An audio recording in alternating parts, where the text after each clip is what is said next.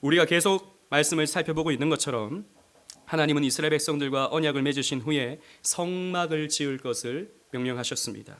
이 성막은 무엇을 의미한다고 했습니까? 내가 너희와 함께한다. 임마누엘의 은총을 의미하는 장소가 바로 이 성막이었습니다. 그리고 이스라엘 백성들과 하나님이 함께 교제하기를 원하셔서 하나님과 만나는 장소로서, 회막으로서 이 성막을 지을 것을 명령하신 것이죠. 하나님은 이 지성소 안에 있는 언약궤 위, 그 뚜껑, 속죄소에 있는 그 그룹 사이에서 이스라엘 백성들을 만나 주셨습니다. 그러나 만나 주실 때는 그 속죄소 위에 제물의 피가 뿌려져야 만날 수 있었던 것이죠. 이 지성소에 들어가기 위해서는, 그래서 법궤, 언약궤 안에 들어가기 위해서는 꼭 성소를 통과해야 했습니다. 그래서 성소에 들어가게 되면 그 입구에서 보면 오른쪽에 진설병 상이 있죠. 진설병이 이렇게 12덩이가 쌓여져 있습니다. 정면에 보면 향단, 분향단이 세워져 있죠. 그리고 커튼으로 쳐져 있습니다. 휘장으로 막혀져 있습니다. 지성소와 성소가 구분되어 있죠.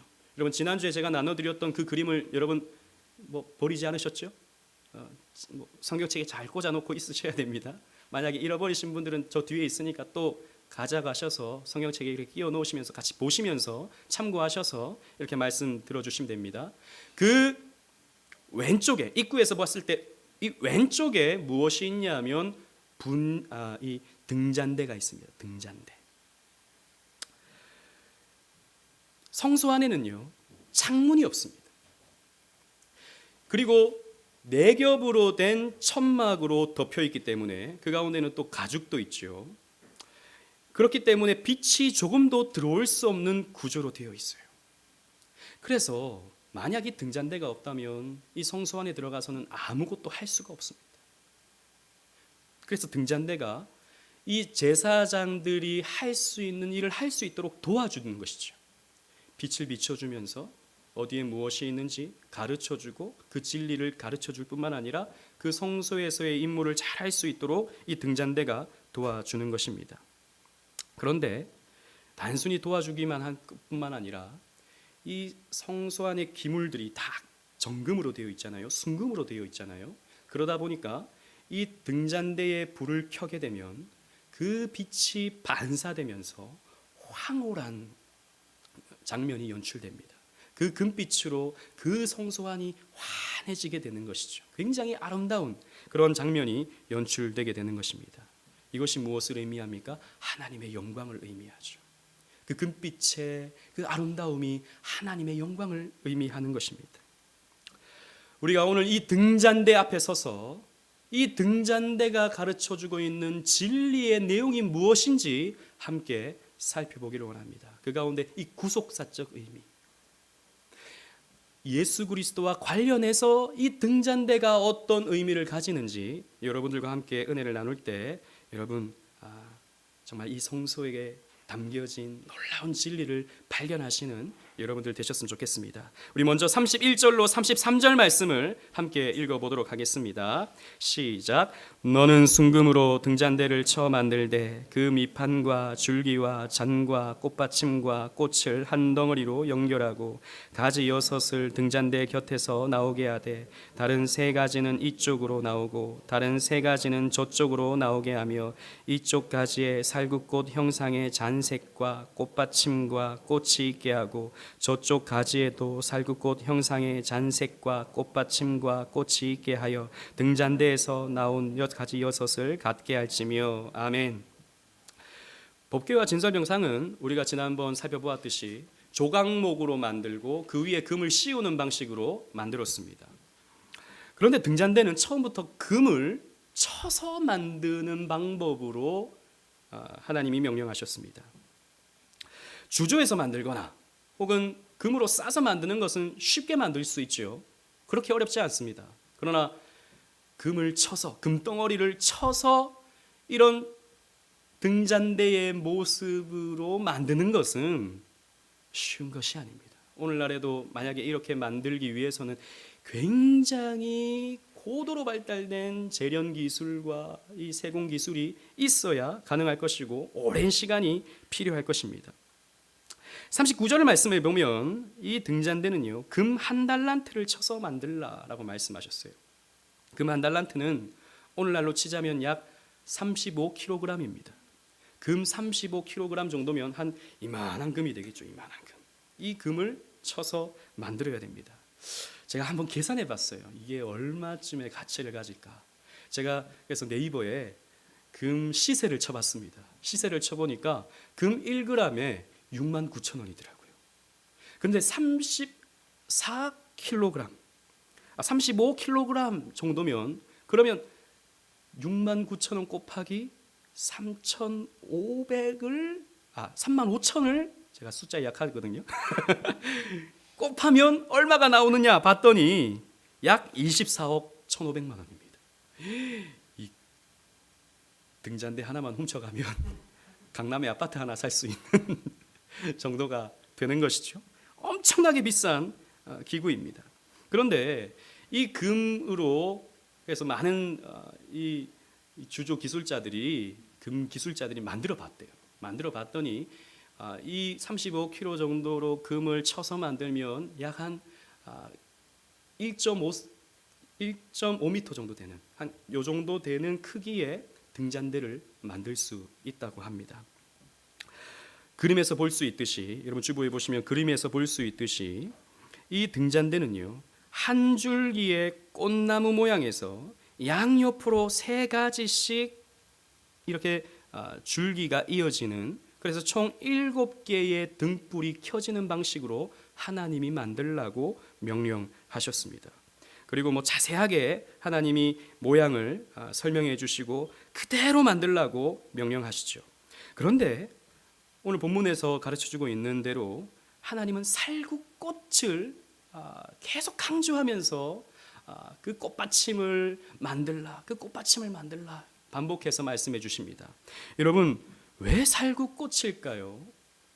살구꽃이 가장 아름다운 꽃이기 때문일까요? 뭐 다른 장미꽃도 있을 수 있고 뭐 다양한 꽃들이 있는데 왜 하나님은 살구꽃의 형상으로 만들라고 이렇게 강조해서 명령하시는 것일까요?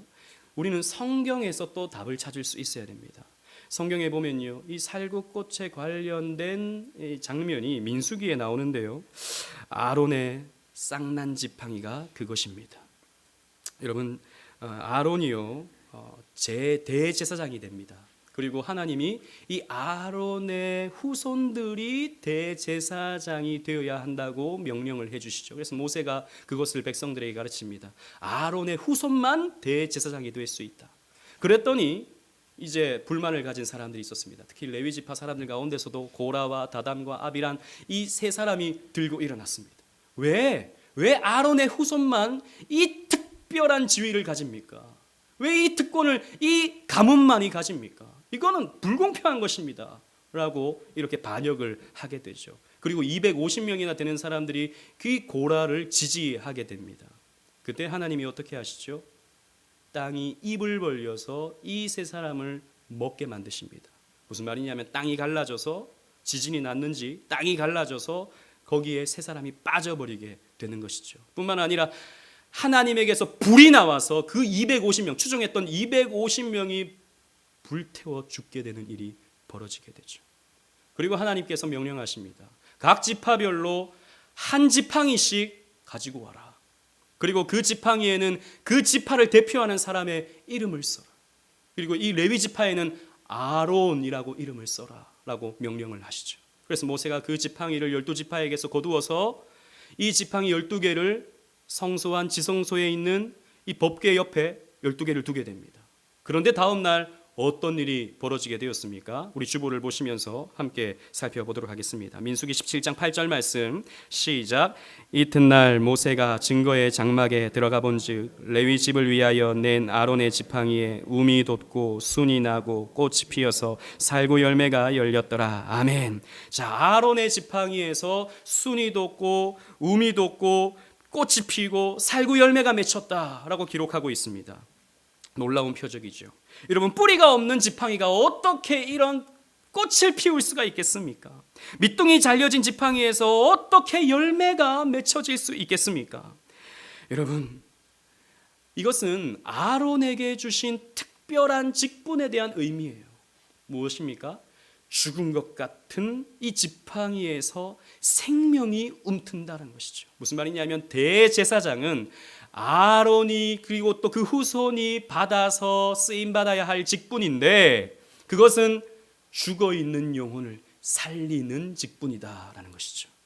그래서 대제사장은 죄로 말미암아 죽었던 사람들을 하나님께 대속 제물을 바침으로 말미암아서 생명이 주어지게 되는 그 과정 가운데서 쓰임 받는 일을 하게 되는 것입니다. 그리고 온 이스라엘 백성들을 대신해서 이 제물을 가지고 법궤, 언약궤 앞으로 나아가서 그 피를 뿌림으로 말미암아서 온 이스라엘 백성들에게 생명이 전해지는 그 직분을 이 아론이 감당해야 한다라고 하는 것을 말씀하고 있는 것이죠. 그러므로 이 아론의 쌍난 지팡이는 무엇을 의미합니까? 생명을 의미합니다. 지난번에 우리가 말씀을 살펴봤던 것처럼 우리 언약궤 살필 때, 그래서 이 아론의 쌍난 지팡이가 그리스도와 관련해서는 어떤 의미가 있다고 했습니까? 부활과 관련이 있다고 했죠. 죽어있던 그 나무에서 이 생명이 움틈으로써 부활을 의미한다 그랬습니다. 아무튼 이 살구꽃이라고 하는 것은 생명을 의미하는 거예요. 생명.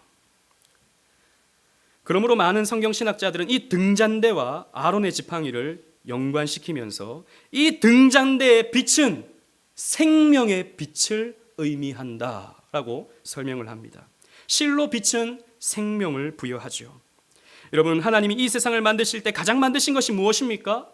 빛을 만드셨습니다. 빛이 있어야 모든 세상의 존재에 생명이 부여되기 때문이죠. 빛으로 인해 식물들은 광합성을 할 수 있게 되고 생명 에너지를 만들어낼 수 있게 됩니다. 여러분, 옆에 있는 이 화분을 보십시오. 웃기게 생기지 않았습니까? 저희가 평소에는 이 블라인드를 걷잖아요.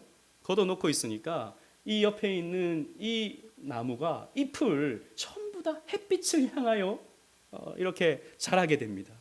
그래서 창가 쪽에 있는 잎들은 그냥 밑으로 이렇게 있지만 반대쪽에 있는 잎들은 조금이라도 햇볕을 더 보려고 저렇게 고개를 쳐들고 있는 것을 한번 보십시오. 얘들이 뭘 압니까? 얘들이 뭘 압니까? 빛을 향해서 가는 거예요. 왜? 빛이 있어야 내가 사니까. 빛이 있어야 생명을 유지할 수 있으니까. 이렇게 빛을 향하여 이 화분은 잎을 들고 있는 것입니다. 짐승들도 마찬가지입니다. 사람도 마찬가지입니다. 빛이 없으면 살아갈 수가 없어요. 인간도 빛을 보지 않으면 비타민 D를 얻지 못해서 우울증에 빠지기도 하고 무기력증에 빠지기도 하고 그렇죠. 예전에 어떤 실험을 봤었는데 아무런 빛도 들어오지 않는 상자에, 조금의 빛도 들어오지 않는 상자에 쥐를 넣었더니 쥐가 3시간 만에 죽어버렸습니다. 그런데 작은 바늘구멍 같은 것을 뚫어놓고 거기에 빛이 비칠 수 있도록 만들어 놓으니까 쥐가 죽지 않아요. 이런 빛이라고 하는 것은 그런 것입니다. 생명을 의미하는 것이죠. 그래서 빛은 생명을 상징하고 어둠이라고 하는 것은 죽음을 상징하는 것입니다. 따라서 다윗은 이렇게 노래합니다. 시편 27편 1절 말씀 함께 읽어보도록 하겠습니다. 시작. 여호와는 나의 빛이요 나의 구원이시니 내가 누구를 두려워하리요. 여호와는 내 생명의 능력이시니 내가 누구를 무서워하리요. 여호와를 가리켜서 빛이다, 그리고 구원이다, 그리고 내 생명의 능력이다 라고 말씀하고 있죠. 자, 보십시오. 빛과 구원과 생명을 동일시하고 있습니다. 성경은 이렇게 빛을 생명과 연결시켜서 설명하고 있다는 것이죠. 그리고 재미있는 것은 이 등잔대가 생명의 빛이다 라고 우리가 해석할 수 있는 근거 중에 하나는 성막과 에덴 동산의 유비입니다. 미국의 웨스트민스터 성경신학 교수인 그레고리 빌이라고는 유명한 신학자가 있습니다. 이 사람은 성전신학이라고 하는 정말 탁월한 책을 이렇게 썼었는데요. 저도 참 재미있게 그 책을 읽었었습니다. 거기에 보면 에덴 동산과 이 성소를 유비시켜서 설명합니다. 여러분 보십시오. 에덴 동산의 입구가 어느 쪽입니까? 동쪽입니다. 성소도 마찬가지입니다. 입구가 어느 쪽에 있습니까? 동쪽에 있죠. 그리고 지성소로 가는 입구의 에덴 동산도 그룹들이 지키고 있죠. 성소도 마찬가지죠. 성소와 지성소의 사이를 누가 지키고 있습니까? 그룹들이 지키고 있습니다. 따라서 성막에 있는 등잔대도 에덴 동산의 그 무엇과 연관이 된다라는 것이죠. 여러분 상상해 보십시오. 생각해 보십시오. 등잔대가 이 에덴 동산의 그 무엇과 연결이 될까요? 똑똑하신 분들은 아마 머릿속에서 떠오르실 것입니다. 그런데 겸손하셔서 말을 안 하시는 거겠죠? 예, 바로 생명나무입니다. 여러분 이 그림을 한번 보십시오. 등잔대는 나무의 모습을 하고 있습니다. 그죠? 나무의 모습. 에덴 동산에서 하나님은 생명나무를 통해서 아담의 생명을 더욱 풍성하게 만들어줬습니다. 만약에 아담이 선악과를 따먹지 않고 에덴 동산에서 계속 살았더라면 영생했을 것입니다. 그러나 하나님께 죄를 지음으로 말미암아 하나님과 단절되죠. 그 하나님과의 단절은 또 무엇과 단절되는 것입니까? 생명나무와 단절되는 것입니다. 그래서 하나님이 저 생명나무의 실과를 먹고 영생할까 걱정하셔서 에덴 동산에서 아담을 쫓아내버리시죠. 그리고 그 에덴 동산에 다시 못 들어오도록 막으시는 것입니다. 이런 측면에서 볼 때 이 등잔대는 생명나무와 연관이 되고 여기에서 비춰지는 빛은 바로 생명의 빛을 의미한다고 할 수 있는 것이죠. 하나님의 거룩한 처소, 이 성막 안, 이 하나님과 교제하는 이곳에서 생명이 부여되는 것입니다. 하나님과 교제하는 자가 생명을 얻는 거예요. 그리고 또 성경에 보면요, 이 빛에 대해서 말씀과 연관되는 그런 말씀들이 또 많이 있습니다. 시편 119편 105절 말씀을 주보에 있는 말씀 함께 읽어보도록 하겠습니다. 시작. 주의 말씀은 내 발의 등이요 내 길의 빛이니이다. 우리가 잘 아는 말씀이죠. 그리고 130절도 주의 말씀을 열면 빛이 비치어 우둔한 사람들을 깨닫게 하나이다 라고 말씀하고 있어요. 즉 말씀과 빛을 성경에서는 많이도 연결시키고 있는 것입니다. 하나님의 말씀은 우리가 알지 못하는 이 세상과 인간의 실체에 대해서 빛을 비춰주고 그 진실에 대해서 알려주는 것이죠. 여러분 이 세상의 기원, 인간의 기원, 인간에게 찾아오는 고통의 이유, 죽음 뒤의 삶은요, 과학이 답해주지 않습니다. 철학이 답을 해주지 않아요. 이런 것들은 인간의 어떤 근본적인 문제는 하나님의 말씀이 답을 줍니다. 이 등잔대라고 하는 것은 그 말씀의 빛을 비춰줘서 우리에게 진리를 가르쳐 주는 거예요. 그런데 이 등잔대는 성막 안에 있습니다. 즉 하나님과 교제하는 자만이 이 말씀의 빛으로 진리를 발견해낼 수 있는 거예요. 무슨 말이냐면 여러분 이 성막 안에는요 다른 빛이 들어올 수 없다 그랬죠. 태양빛이 들어올 수 없습니다. 햇볕이 들어올 수 없는 거예요. 여러분 자연의 빛이 있습니다. 자연의 빛. 이 세상 모든 사람들은 이 자연의 빛, 태양의 빛을 통해서 나름의 진리를 발견해 나갑니다. 그래서 과학이라는 것이 있잖아요. 그래서 철학이라는 것이 있잖아요. 사회학이라는 것이 있잖아요. 여러 학문들을 발견해내고 나름 인간에게 유익을 주고 편하게 만들어주고 나름의 답을 이 자연의 빛 가운데서 발견해낼 수 있어요. 이것을 우리는 교리적으로 일반 계시라고 말합니다. 일반 계시. 영어로 표현하면 common revelation. 모든 사람들, 택자나 불택자나 교회 다니는 사람이나 다니지 않는 사람이나 모든 사람들이 발견해낼 수 있는 이 자연의 빛 아래에서, 이 태양빛 아래에서 발견해낼 수 있는 나름의 진리가 있다라는 것이죠. 그것도 하나님이 주신 건데 불신자도 발견해낼 수 있어요. 예를 들자면 만유 인력의 법칙, 질량 보존의 법칙, 또 무슨 법칙 많은데 기억이 별로 안 나네요. 과학 시간에 옛날에 많이 배웠는데 그런 법칙들 우리에게 얼마나 많은 편의를 줍니까? 그런 것들이 자연의 빛 가운데서 발견해낼 수 있는 나름의 질서이고 나름의 법칙이고 그런 것들입니다. 나름의 진리인 것이죠. 그러나 이 일반 계시로는 인간은 참 행복과 만족을 얻을 수가 없어요. 여러분, 지금 우리가 살아가고 있는 이 시대를 보십시오. 과학적으로 이보다도 발전된 시대가 또 있었습니까? 이렇게 살기 좋은 시대, 이렇게 편안해진 시대, 이렇게 먹을 것이 넘치는 시대를 우리는 살아가고 있지만 이 시대의 사람들이 과연 과거의 사람들보다 더 행복해졌다라고 자신할 수 있을까요? 편해진 건 맞습니다. 좋아진 건 분명히 있어요. 그러나 더 행복해졌다, 더 만족하며 살아간다, 여러분, 그렇게만은 볼 수 없죠. 여러분, 그 행복도 조사를 해보면 발전된 나라일수록 행복도가 떨어진다고 하죠. 어디가 제일 행복하냐? 저 네팔, 부탄, 그런 나라들이 행복하다고 합니다. 그 나라는 아무것도 할 게 없어요. 그냥 아침에 일어나서 하늘을 바라보면서, 저 산을 바라보면서 오늘 내가 뭘 하나 생각하다가 산을 돌아다니면서 이 과일 저 과일 따서 그냥 이것 먹고 하루를 보내는 그런 사람들에게 있어서 행복, 그런 사람들에게 있어서 만족은 더 큰 거예요.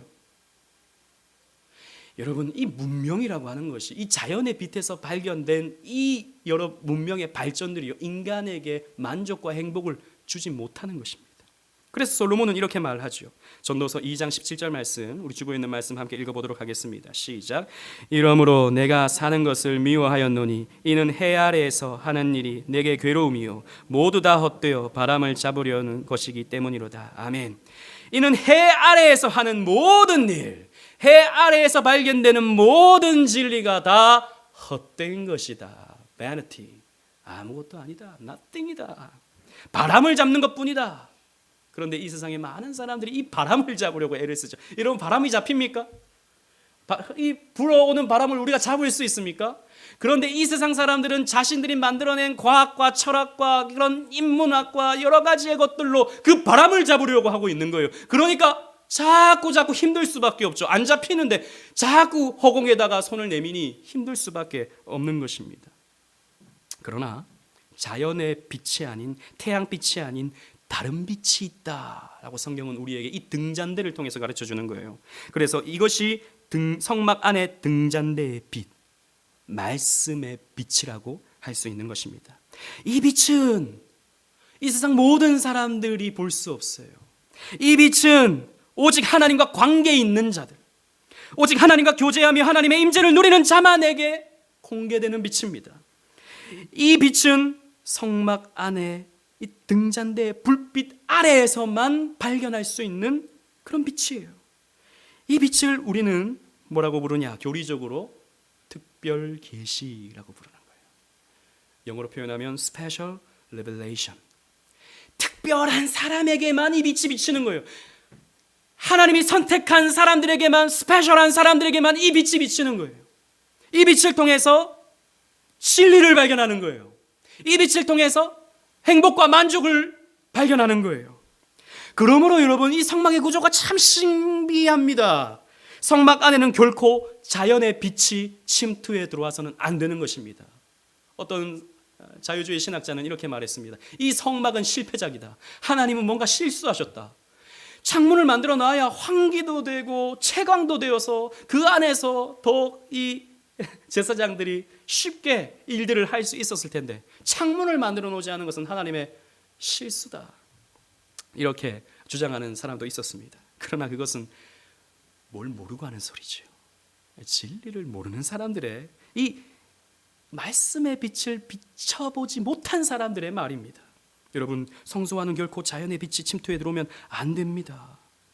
무슨 말이냐면 하나님의 백성들은, 구원의 진리를 발견하는 사람들은 이 자연의 빛이 아닌 오직 말씀의 빛을 통해서 진리를 발견해야 돼요. 세상의 철학과 세상의 인문학으로 성경을 해석하려 해서는 안 되는 것입니다. 과학으로, 정치로, 사회학으로, 심리학으로 성경을 해부하고 성경을 판단하고 그런 것을 통해서 설교하려고 하는 것이 오늘날 유행이 되어지는데, 그렇게 되면 기독교는 인본주의화 되고 말고 결국에는 다른 인문학과 정치와 세상 철학과 흡사해져 버리게 되는 거예요. 그래서 결국에는 착하게 살자, 애쓰며 살자, 노력하며 살자, 더 성장하자, 세상에서 가르치는 그런 가르침과 설교가 똑같아지게 됩니다. 여러분, 설교는 여러분 철학 강연이 아닙니다. 정치적 선동도 아닙니다. 사회학적인 이 세상을 설명해내는, 사회학적으로 이 세상을 설명해내는 강연이 아닙니다. 설교는 오직 하나님 말씀을 하나님 말씀으로 해석하는 과정이에요. 다른 방법으로 성경을 해석하려고 해서는 안 되죠. 또 교회는 세상의 과학적인 방법, 어떻게 하면 교회가 더 성장할 수 있을까, 마케팅적인 요소를 가지고, 사회학적인 요소를 가지고, 요즘 사람들의 니즈가 이런 거니까 교회가 그것들을 채워줌을 통해서 사람들을 교회로 모아야 한다라고 생각하는 것이 오늘날 유행인데, 그것이 교회가 타락하게 되는 이유입니다. 여러분, 교회는 오직 말씀을 통해서, 이 말씀의 빛을 통해서 세워가야 되는 거예요. 다른 세상의 방법들이 교회 안에 침투해 들어와서는 안 되는 것입니다. 그래서 세상 사람들은 교회를 항상 무시하게 되어 있어요. 세상 사람들은 항상 교회를 어리석게 볼 수밖에 없습니다. 여러분, 이방인들은 분명히 이렇게 말했을 거예요. 왜냐하면 이 성막은 겉에서 봤을 때 굉장히 초라하거든요. 그냥 회색빛에 초라한 그런 천막일 뿐입니다. 여러분, 이 시대에 가나안 땅의 여러 우상들을, 그리고 애굽 땅에 있었던 여러 우상 신전들, 이런 것들은 정말 어마어마하거든요. 여러분, 스핑크스를 보십시오. 그리고 저 여러 신전들, 그리스의 신전들, 이런 것들을 보십시오. 너무나도 화려하고 너무나도 위험 있습니다. 그런데 하나님이 계시는 것이 볼품없는 천막이에요. 그래서 심지어는 다윗도 내가 하나님을 어떻게 저런 곳에 모시나, 이런 생각을 할 정도로 볼품없는 천막이었습니다. 그것은 세상의 빛으로 성막을 받기 때문이에요. 자연의 빛으로 성막을 받기 때문입니다. 그러나 성막 안에 들어가서 그 등잔대에서 비춰지는 그 말씀의 빛으로 그 임재하시는 하나님을 보게 되면, 그 성소의 아름다움을 보게 되면 황홀함에 빠지게 되는 것이죠. 마찬가지로 자연의 빛으로 교회를 보면 어리석기 그지없는 공동체가 될 수밖에 없습니다. 그래서 우리는 좁은 길을 가야 됩니다. 우리는 좁은 문을 통과해야 됩니다. 자꾸 우리가 세상적인 어떤 사람들이 좋아하는 것들로 교회를 채워가면서, 그러면 우리 사람들이 더 많이 모일 수 있겠죠. 그러면 우리도 뭐 더 큰 교회 할 수 있겠죠. 그러나 그 교회는 그 세상적으로는 굉장히 세련된 교회일지 모르겠으나 성경을 떠나는 교회가 되고 맙니다. 그래서 여러분, 어리석은, 세상 사람들이 봤을 때 어리석은 방법으로 예배하고 어리석은 방법으로 교회를 세워가는 것이 가장 어떻게 보면 성경적으로 교회를 세워가는 방법이 될 수 있다라는 것이죠. 그러나 말씀의 빛 가운데서 그런 교회를 보면 영광스러운 공동체로 보입니다. 이 교회는 영광스러운 공동체로 보일 수밖에 없게 되는 것이죠. 흥미로운 것은 이 등잔대는 거룩한 기름이 태워짐으로 빛을 낸다는 것입니다. 주보에 있는 말씀, 출애굽기 27장 20절 말씀을 여러분 한번 보십시오. 출애굽기 27장 20절 말씀, 시작. 너는 또 이스라엘 자손에게 명령하여 감람으로 짠 순수한 기름을 등불을 위하여 내게로 가져오게 하고 끊이지 않게 등불을 켜되, 그랬습니다. 감람으로 짠 순수한 기름. 그래서 이 올리브를 처음 짰을 때 나오는 기름이 버진 오일이라고 합니다. 이 기름을 가지고 이제 이 성소에 바치는 거예요. 그걸 가지고 또 이 성무에 사용하게 됩니다. 그래서 이 등잔대에 이 순수한 감람유를 태움으로 빛을 냅니다. 여러분, 저는 잘 모르는데 옛날 어르신들 같은 경우에 여기도 그런 걸 체험하셨던 분들이 있을지 모르겠습니다. 옛날에 형광등이 잘 없었잖아요.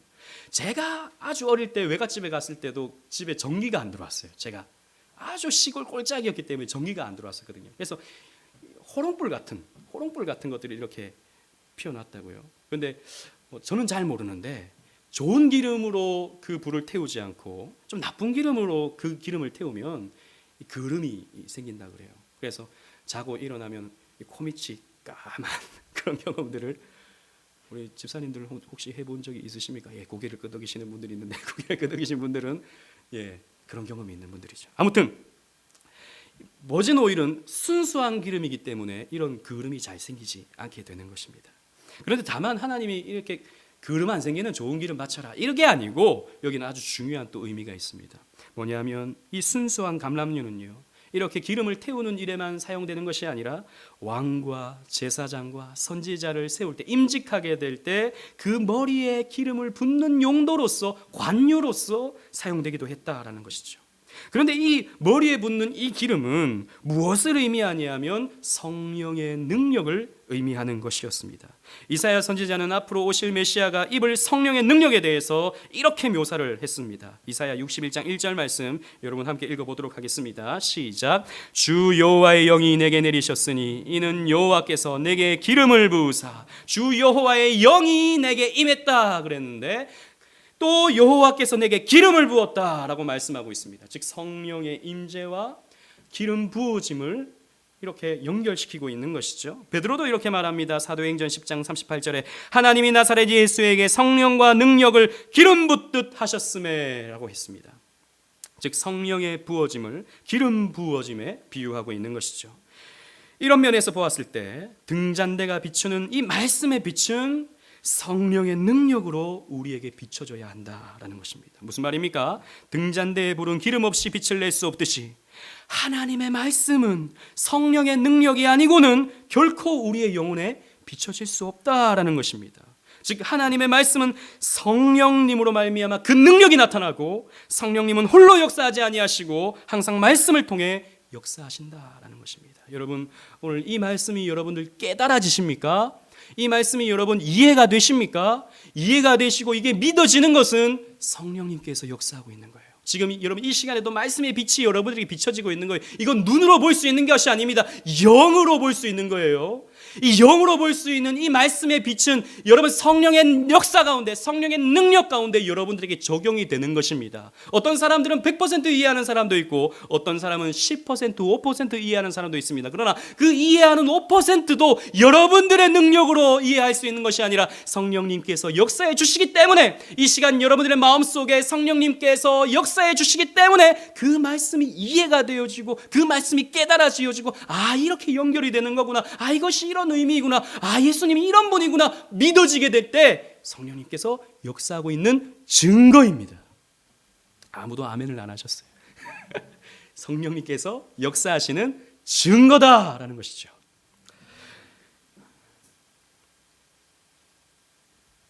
그래서 이 등잔대의 등불은 결코 꺼뜨리지 말아야 됩니다. 방금 전 읽었던 20절에도 끊이지 않게 등불을 켜라 라고 명령하셨죠.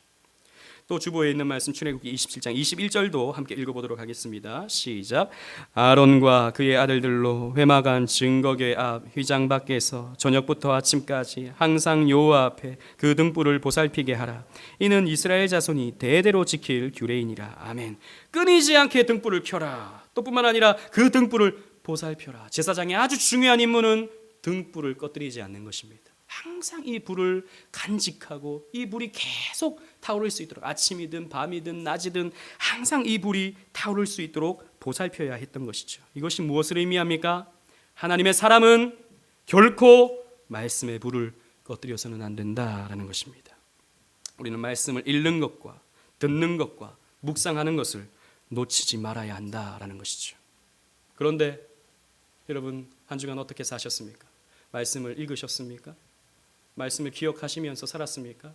어떤 중요한 결정을 할 때 말씀을 기준으로 판단하고 결정하셨습니까? 오늘날 우리는 너무 바빠요. 너무 바빠서 말씀 읽을 시간이 없습니다. 요즘 학생들도 대학생들도 얼마나 바쁜지 몰라요. 제가 봐도 바빠요. 해야 할 게 너무 많아. 우리 어른들도 마찬가지죠. 너무 바빠요.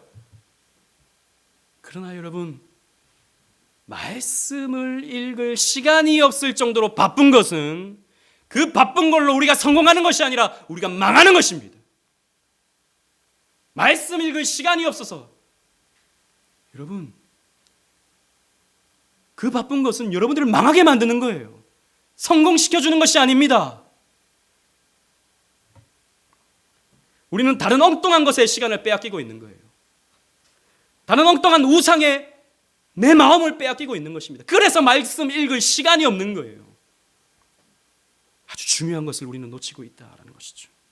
여러분, 어둠이라는 것은 멀리 있지 않아요. 여러분, 여기도 마찬가지입니다. 블라인드를 다 지금 쳐놓고 저기에 있는 불을 딱 끄면 여기는 금방 어두워집니다. 그죠? 아무 빛도 들어오지 않는다면 새까매질 것입니다. 칠흑 같은 어둠이 우리를 찾아올 것입니다. 그러나 또 불을 딱 켜면 어둠은 순식간에 날아가 버립니다. 영적으로도 똑같습니다. 우리가 말씀의 불을 꺼뜨리면 마귀는 즉시 찾아옵니다. 말씀의 불을 꺼뜨리면 어둠은 즉시 찾아와서 우리를 혼란스럽게 하고 우리를 넘어지게 만듭니다. 그러나 말씀의 불이 항상 켜져 있으면 마귀는 우리에게 엄습하지 못해요. 우리를 공격하지 못해요. 우리를 넘어지게 하지 못해요. 그래서 여러분, 우리가 중요한 유지해야 할 자세는 말씀의 불을 꺼뜨리지 않는 것입니다. 여러분, 제가 이 말을 오해하지 마십시오. 늘 성경만 보고 학교 가서도 성경만 보고 직장에서도 성경만 보고 이런 말이 아닙니다. 아까 제가 잠깐 언급했듯이 그 말씀을 기억하면서 사셔야 된다는 것이죠. 오늘 이 말씀을 여러분들이 들으셨다면 이 말씀을 한 주간 동안 기억하시면서 또 삶에서 실현해 내시려고 애쓰시면서 사셔야 된다는 것입니다. 공부할 때도, 장사할 때도, 또 길을 걸을 때에도, 버스를 탈 때에도 기억을 해야 된다는 것이죠. 말씀의 불을 꺼뜨리지 마십시오.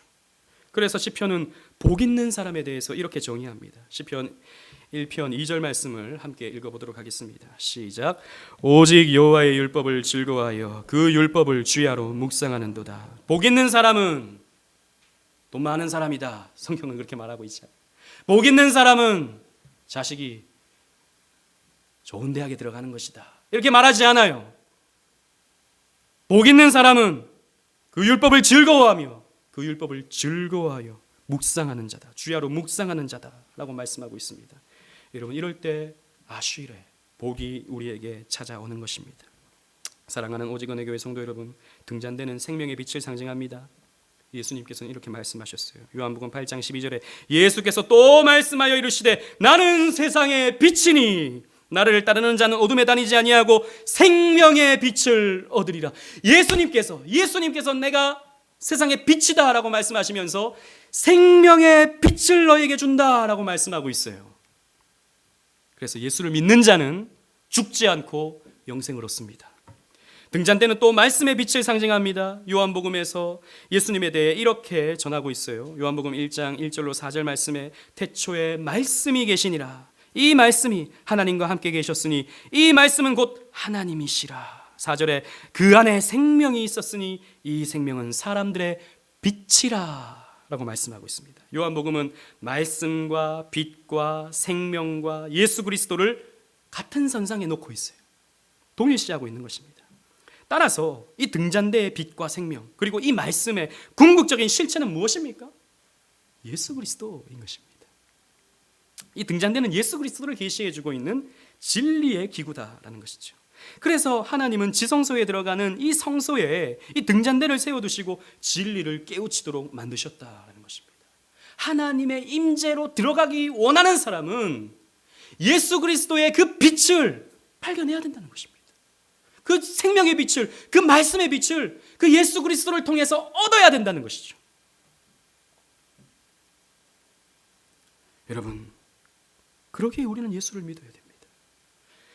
예수님은 생명의 빛이시고 말씀의 빛이시기에 이 빛 가운데로 나오면 자연의 빛이 줄 수 없는 그 생명과 태양의 빛이 줄 수 없는 그 말씀으로 우리가 진리를 얻게 되고 참 행복과 기쁨과 만족을 누리며 살게 되는 거예요. 그런데 우리가 이걸 못 믿는 거예요.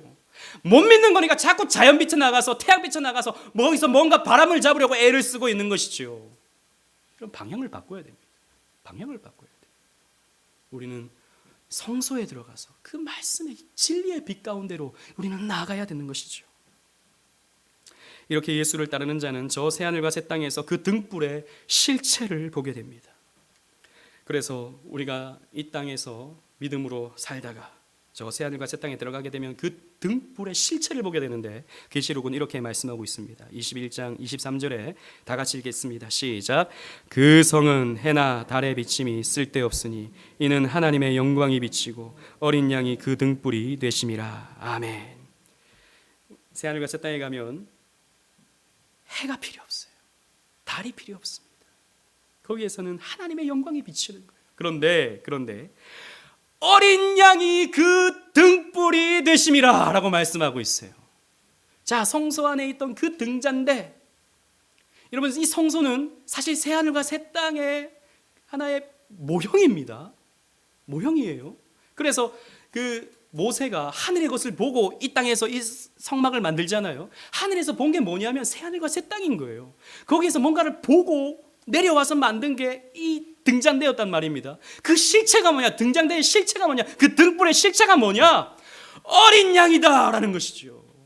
예수 그리스도다라는 것입니다. 여러분, 성경은 창세기부터 이 에덴 동산에서부터 이 출애굽기에 나오는 이 성막, 그리고 저 예언서, 저 예수 그리스도의 말씀, 저 요한계시록까지 한 실로 이렇게 계속 이어지고 있는 거예요. 이걸 우리가 성경에서 발견해 나가면 성경이 달콤하죠.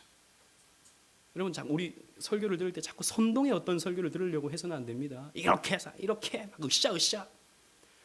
여러분, 그건 우리의 의지로 되는 것도 아니고 성경이 우리에게 말씀하고 있는 것도 아닙니다. 성경은 우리에게 진리를 가르쳐 주는 거예요. 진리를. 우리는 그 진리를 음미하는 것입니다. 프랑스의 천재 철학자이며 수학자이며 물리학자였으며 또 신학자였던 블레이즈 파스칼이라는 사람이 있습니다. 이름을 여러분 한번 들어보셨을 것입니다. 이 사람은 신학자이기도 했는데 이 사람이 썼던 이 팡세라는 책을 읽어보면 기독교가 얼마나 합리적인, 그러니까 세상 사람들은 무조건 믿는다라고 생각하지만 이 안에서 진리의 빛에 비춰보면 이 기독교가 얼마나 합리적인 이런 체계를 가지고 있는지 팡세라는 책을 통해서 설명하고 있죠. 그는 이 세상을 떠날 때 가슴 한켠에 옷을 보니까 죽고 나서 그가 입었던 옷에 이 가슴 한켠에 어떤 뭔가 두툼한 게 있는 거예요. 두툼한 게 있어서 이렇게 나중에 찢어 보니까 그 안에 어떤 양피지 두루마리가 있는 것입니다. 거기에는 어떤 메모가 있었어요. 거기 어떤 메모가 있었냐면 파스칼이 1654년 11월 23일 밤 10시 30분부터 12시 30분 사이에 불을 보았던 체험, 그 불을 보았던 체험에 대해서 기록해 놨습니다. 600자 정도 되는 짧은 글인데요. 그래서 많은 사람들에게 불의 밤 혹은 빛의 밤 혹은 파스칼의 신앙 고백이라는 말로 이 글이 많이 알려져 있습니다. 여러분, 제가 읽어드릴 텐데 나중에 여러분 인터넷에서 파스칼의 불의 밤 쳐보면 이 글이 많이 나옵니다. 여러분 나중에 한번 참고해 보십시오. 이 파스칼이 그 빛을 본 거예요. 어떤 활활 타오르는 가시적인 불을 봤다는 말이 아닙니다. 상징적인 이 빛을 봤다라는 것입니다. 제가 읽어보겠습니다. 불, 성령의 불, 아브라함의 하나님, 이삭의 하나님, 야곱의 하나님, 철학자와 학자의 하나님이 아닙니다. 그러니까 이것은 자연의 빛으로 알 수 없다는 것이죠. 확신, 감격, 기쁨, 평화, 나의 하나님 그리고 너의 하나님, 너의 하나님은 나의 하나님이 되리라. 하나님 이외의 이 세상의 온갖 것에 대한 일체의 망각, 하나님은 오직 복음서에서 가르치신 길에 의해서만 알 수 있을 뿐입니다. 파스칼은 천재 수학자였어요. 철학자였습니다. 그 시대 가장 똑똑한 사람 중에 한 사람이었어요. 그런데 진리라고 하는 것은 오직 복음서에서 기록된 말씀을 통해서만 알 수 있다고 고백하고 있어요. 그리고 회개합니다. 중략하고 나는 당신에게서 떠나 있었습니다. 생수의 근원이신 하나님을 버렸습니다. 그러나 이제 나는 영원히 당신을 떠나지 않겠습니다. 영생은 곧 유일하신 참 하나님과 당신이 보내신 성자 그리스도 예수를 아는 것입니다. 영생은 그리스도를 아는 것입니다. 예수 그리스도, 나는 당신을 저버리고 피하고 부인하고 십자가에 못 박았습니다. 그러나 이제 절대로 당신에게서 떠나지 않겠습니다. 당신은 오직 복음서를 통해서만 알 수 있습니다. 일체의 모든 것을 기쁘게 포기합니다. 자기가 가지고 있는 일체의 모든 것을 기쁘게 포기합니다. 예수 그리스도와 나의 지도자에게 전적인 순종, 이 땅에서의 잠깐의 노력을 통해 얻는 영원한 기쁨, 나는 당신의 말씀을 결코 잊지 않겠습니다. 아멘. 600자의 짧은 그 신앙 고백을 늘 가슴에 품고 이 파스칼은 살았던 거예요. 그 체험을 잊지 않으려고, 그 은혜를 잊지 않으려고, 그 말씀을 통해서, 이 복음서를 통해서 보았던, 이 성경을 통해서 보았던 그 불을 잊지 않으려고 날마다 가슴속에 그 양피지 두루마리를 기워서 달고 다녔던 것이죠. 여러분, 우리도 이 불을 봐야 됩니다. 이 등잔대의 불빛을 봐야 됩니다. 눈으로 볼 수 있는 것이 아니라 그랬습니다. 말씀을 통해서 볼 수 있는 생명의 빛, 진리의 빛, 이 빛을 여러분들 함께 보실 수 있기를 바랍니다. 우리의 등불 되시는 예수 그리스도를 알아감으로, 예수 그리스도를 만남으로 이 은혜가 여러분들에게 늘 넘쳐나기를 주님 이름으로 축원합니다. 아멘.